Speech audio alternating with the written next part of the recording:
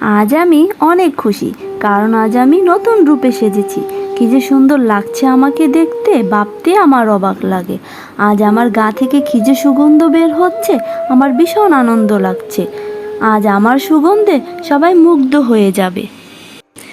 এইসব কথা ভেবে ভেবে পাকা আম নিজে নিজে অনেক খুশি হচ্ছিল, আর কাঁচা আমের দিকে তাকিয়ে বলতে থাকে, কিরে তুই এই গাছে থেকে কি করবি?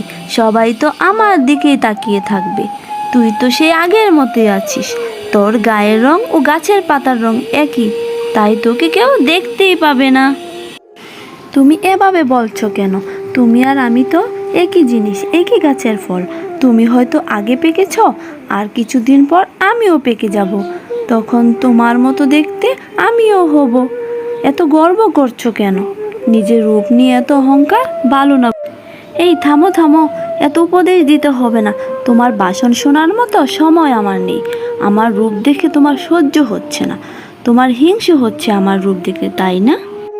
তুমি এভাবে বলছো কেন? আমি কখনোই নিজের রূপ নিয়ে অহংকার করি না, কারণ আমি যেমন আছি তেমনই ভালো আছি।